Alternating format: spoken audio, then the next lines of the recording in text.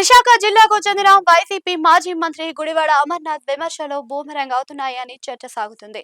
తాజాగా ఆయన తాను వైసీపీ తరఫున ఇన్ఛార్జ్ గా ఉన్న చోడవరం అసెంబ్లీ నియోజకవర్గంలో కూటమి వెన్నుపోటుకు రెండేళ్ల పేరుతో నిర్వహించిన నిరసన కార్యక్రమంలో పాల్గొన్నారు. ఈ సందర్భంగా ఆయన హోం మంత్రి వంగలపూడి అనిత మీద చేసిన అనుచిత వ్యాఖ్యలతో ఇప్పుడు టీడీపీ వైసీపీల మధ్య మాటల యుద్ధం రాజుకుంది.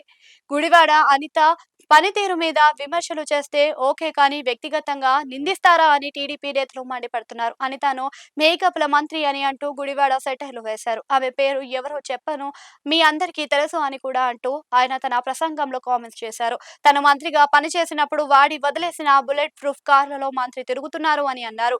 ఇలా చాలానే ఆమె మీద మాజీ మంత్రి కామెంట్స్ చేశారు. ఇప్పుడు అవే జిల్లాలలో అగ్గి రాజేస్తూ ఉన్నాయి. మాజీ మంత్రి గుడివాడ క్షమాపణలు చెప్పాలని టీడీపీ నేతలు అంతా ముక్కుముడిగా డిమాండ్ చేస్తూ ఉన్నారు. ఇక ఏపీ టీడీపీ అధ్యక్షుడు పల్లా శ్రీనివాసరావు అయితే మహిళల రాజకీయాల్లోకి రావాలని అంతా కోరుకుంటున్నారని, అలాంటి వారి విషయంలో ఈ తరహా కామెంట్స్ ఏంటి అని నిలదీశారు. అణగారిన వర్గాలకు చెందిన మహిళల విషయంలో ఇలాగే వైసీపీ వ్యవహరిస్తుందా అని ప్రశ్నించారు.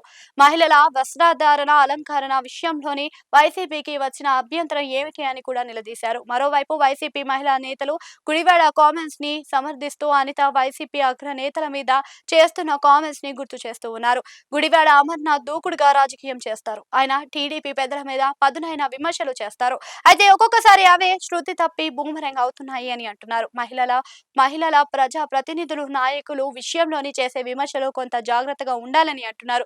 ఏ మాత్రం బ్యాలెన్స్ తప్పినా అవే ఇబ్బందికరంగా అవుతాయని అంటున్నారు. అనిత మేకప్ గురించి వైసీపీ నేతలు చేసిన కామెంట్స్ మహిళా లోకంలో మీద కూడా దాడికి టీడీపీ ప్రచారం చేస్తుంది. మహిళల స్వేచ్ఛ గురించి వైసీపీకి పట్టింపు లేదు అని కూడా దూయబెడుతుంది. నాయకులు చేసే దుందుడుకు విమర్శలతో పార్టీకి కూడా చిక్కులు తలనొప్పులు వస్తున్నాయని వైసీపీలో చర్చ సాగుతుంది.